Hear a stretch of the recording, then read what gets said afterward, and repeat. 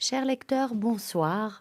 Je vous retrouve ce soir toute seule pour vous présenter un livre qui a été publié récemment chez Grasset et qui est un des derniers romans de Amos Oz, Jésus et Judas, dont j'avais envie aujourd'hui un petit peu de débattre avec vous et de vous présenter le livre parce que ça mérite vraiment le détour et c'est assez intéressant. Alors, qui est Amos Oz? On le connaît tous, c'est un grand écrivain israélien qui a récemment disparu et qui s'est toute sa vie intéressé à la figure du traître, comme d'ailleurs son œuvre romanesque en témoigne. Alors, Amos Oz est né en 1939 à Jérusalem et mort en 2018 à Tel Aviv. Et donc, comme je le disais précédemment, il est considéré comme un des plus grands écrivains de la langue hébraïque. Son œuvre, aux multiples facettes, comporte des romans, des recueils, des nouvelles et des essais, et est traduit dans le monde entier. Il a été le lauréat de nombreux prix littéraires, dont le prix féminin étranger pour La Boîte Noire. Et parmi ses livres les plus marquants, on peut citer Une histoire d'amour et de ténèbres, qui a été publiée chez Gallimard en 2004 et qui a été adapté au cinéma par Nathalie Portman. Et puis, il s'est déjà intéressé en 2016 à la figure de Judas, Judas le traître. Alors, il faut savoir que dans un discours prononcé à Berlin en 2017, Amos Oz a voulu revenir sur le plus célèbre des personnages, je dirais, des évangiles, et il a réfléchi au rôle qu'a joué la prétendue trahison de Jésus par Judas. Alors Judas, on sait tous, il est devenu l'archétype du traître dans la culture chrétienne et son nom même est passé dans l'usage commun. Par exemple, on a l'habitude de dire d'un traître, tu es un véritable Judas. Ou bien on dit encore le baiser de Judas qui désigne bien entendu un baiser du traître. Alors, l'histoire de Judas, finalement, nous a fait beaucoup de mal en tant que juifs, et ça, on peut le dire, c'est comme le dit d'ailleurs Amos Oz dans son livre, très justement, c'est le véritable Tchernobyl de l'antisémitisme. Pourquoi? Eh bien, il faut comprendre avant tout, et c'est je dirais, une théorie que beaucoup d'entre vous connaissent déjà, qu'Amos Oz a repris, mais que également un certain professeur de philosophie à l'université Michel de Montaigne à Bordeaux, un certain Armand Abécassis, a également, c'est une théorie qu'il a également abordée, puisqu'il est l'auteur d'une lecture juive des évangiles. Alors, dans un livre qui vient de paraître, ce Armand Abécassis parlait donc et donne une réinterprétation étonnante de l'histoire de Judas, révisitée bien sûr à la lumière des écrits juifs et hébreux. Alors, qui est Judas? Judas, c'est le traître qui, comme on le sait tous, a livré Jésus à lui toute seule. Il a livré Jésus aux Romains et il représente au fait, je dirais, où il concentre en lui tout seul toute la haine et le mépris dont les chrétiens ont été capables justement de... C'est-à-dire toute cette haine et ce mépris que les chrétiens ont toujours ressenti vis-à-vis du peuple juif qui finalement descend, bien entendu, de Judas et donc qui est, comme je le dirais, responsable, selon beaucoup de chrétiens, de la mort donc de Judas. Et donc Judas, selon ce Armand Abécassis, n'est pas celui qu'on croyait, parce que, en fait, selon Armand Abécassis, Judas, eh bien, c'était le plus fidèle des disciples de Jésus, le plus loyal, et sans doute celui que Jésus préférait le plus. Et il n'a pas trahi Jésus, au contraire, en le livrant aux Romains, et je vais vous expliquer justement ce que livrer veut dire, il a voulu le faire reconnaître ainsi, faire reconnaître la puissance messianique de Jésus, de ce rabbin qu'il vénérait, de ce rabbi qu'il vénérait. Alors il faut savoir qu'au temps où vivait Jésus, le peuple attendait le Messie, qu'il soit un chef politico-religieux capable de chasser les Romains d'Israël et d'assurer la direction spirituelle du peuple juif. Et donc, ils attendaient celui-là, justement, l'avènement de ce Messie. Et ce qui s'est passé, c'est que les avis divergeaient sur les moyens à employer pour affranchir justement le peuple de l'oppresseur romain. Par exemple, certains Juifs attendaient passivement la venue du Messie et ne voulaient pas user de la violence à l'encontre des Romains. Mais il y en a eu d'autres qui se disaient que la seule façon pour libérer le peuple, c'était justement d'utiliser cette violence. Et c'était le cas des Zélotes. Le groupe de Jésus en comptait quelques-uns, dont Judas. Alors c'est sûr que Jésus n'avait certainement pas, vraisemblablement pas l'intention de prendre les armes contre les Romains, mais disons que le discours de Jésus contenait assez de violence pour donner à penser à Judas que un scénario dans lequel la violence interférerait ne serait pas exclu.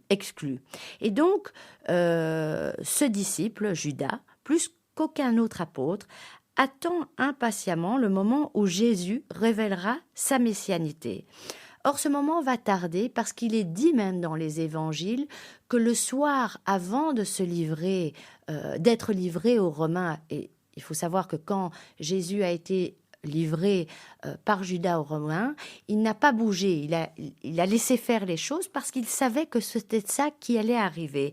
Mais on sait que Jésus était pétrifié de peur parce que justement le soir d'avant, il pleurait auprès de son père en l'implorant pas de l'épargner, mais il pleurait de peur. Et donc, lorsque Judas, à un certain moment, décide de livrer Jésus, c'est là que tout le malentendu prend place. Parce que pour Judas, livrer ne signifie pas trahir, dénoncer ou abandonner.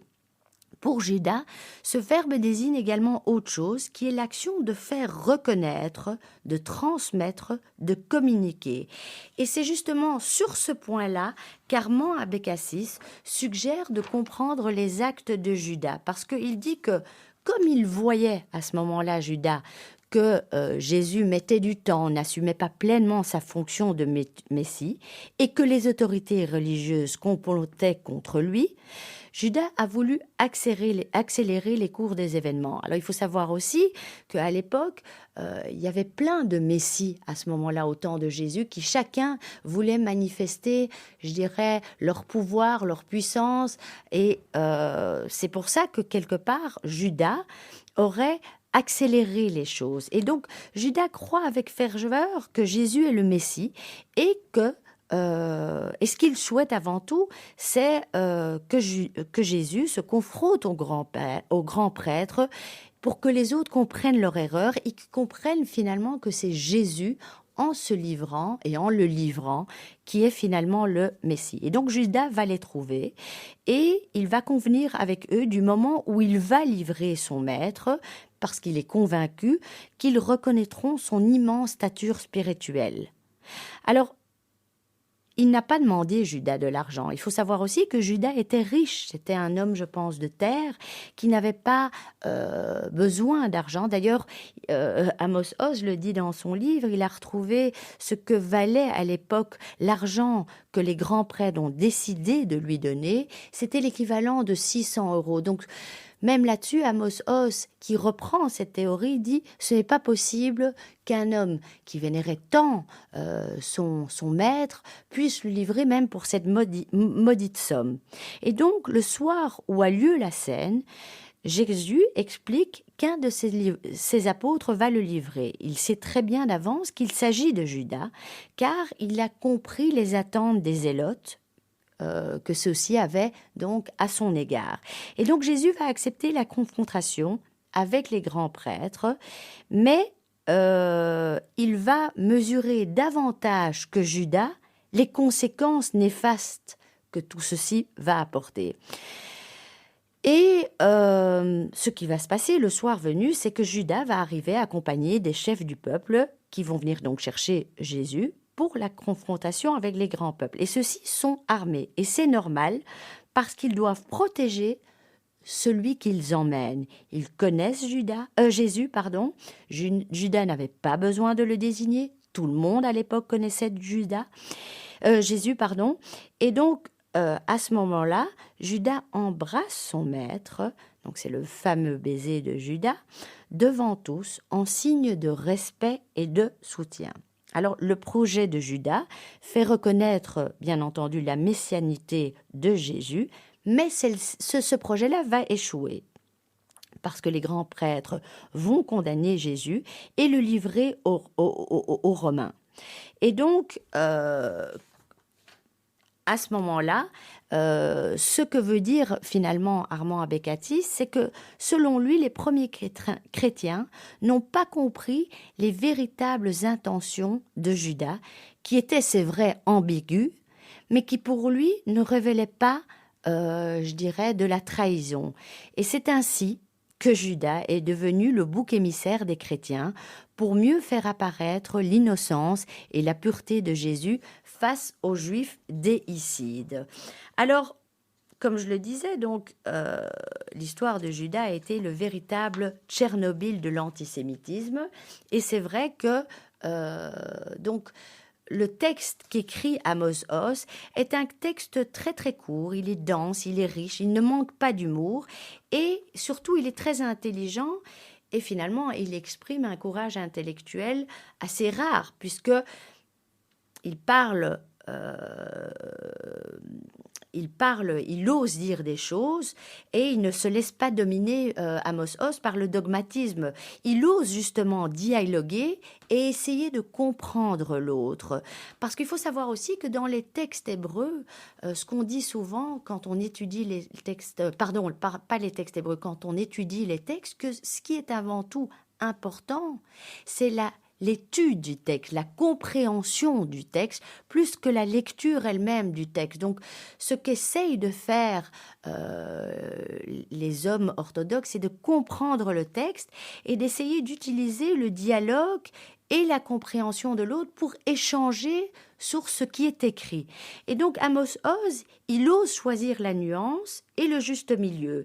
Et donc, il relie finalement le rôle de Judas, et donc il incite le lecteur, qu'il soit non-juif, qu'il soit chrétien, qu'il soit athée, à réfléchir justement sur ce problème historique. Et donc, Amos Oz se fait conteur en nous présentant une version alternative de l'histoire connue et justement en nous interrogeant sur les liens entre les deux grandes religions monothéistes que sont le judaïsme et le christianisme. Alors, bien sûr, beaucoup de gens peuvent se dire que cette réflexion est irrévérencieuse, elle est romanesque, elle est iconoclaste, mais elle est toujours nourrie d'une connaissance profonde des textes fondateurs des deux religions. Et ce qui est intéressant dans ce livre, c'est qu'en préambule, la rabbine Delphine Orviller va s'adresser directement à l'auteur disparu dans une émouvante lettre. Et cette lettre est très très bien placée justement dans ce texte qu'Amos Oz nous présente, un texte finalement qui parle de dialogue. Et ce qu'elle nous dit, c'est qu'elle nous offre un éclairage passionnant, donc justement de la conférence d'Amos Oz, et elle nous parle des prophètes, des traîtres, elle nous parle dans ce petit texte qui préface le livre. Elle nous parle des prophètes, elle nous parle des traîtres, elle nous parle du rôle de la littérature dans nos vies, elle nous parle du besoin de dialogue pour surmonter les fanatismes de toutes sortes. Et son texte, finalement, rejoint très fort celui de Amos Oz parce qu'elle aussi, elle est très stress. Elle raconte qu'elle est souvent accusée de l'être à la tradition en osant porter le titre de rabbin au féminin qui justement, comme on le sait, la femme devrait être reléguée à la sphère domestique. Elle converse donc dans cette introduction avec l'écrivain et elle lui exprime son affection profonde et tout ce qu'elle lui doit humainement, philosophiquement et politiquement. Et elle dit, et elle conclut comme ça, elle dit « Ceux qui nous accusent de traîtrise ne toléreront jamais cela, la polyphonie des mondes et des incertitudes qui les sauvent. Donc elle parle de sionisme dans les pages de ses livres, elle raconte son sionisme, les rêves de cette jeune femme juive qui s'apprêtait à partir en Israël, dans ce pays que Amos Oz décrivait si bien, mais qui n'était déjà plus celui qu'il décrivait lorsque elle est partie en Israël. Elle s'est même installée dans le même kibbutz à Hulda que Amos Oz, qui ensuite le quittera pour Arad. Et elle raconte aussi que, comme lui, et donc elle a été traitée de traîtresse, mais qu'elle raconte un jour qu'elle se retrouve sur la place des rois, qui est devenue après la place Rabin. Rabin qui lui aussi a été traité de traître lorsqu'il a voulu faire la paix, et comme Sadat avant lui, qui était également venu chercher la paix, comme De Gaulle, comme Churchill, comme tous ces gens qui firent le pari de rompre avec un monde qui n'existait plus ou qui était déjà dépassé. Et elle dit, c'est faux, nous ne sommes pas les héritiers des prophètes, nous sommes les héritiers des gens qui ont jeté des pierres pour qu'ils se taisent.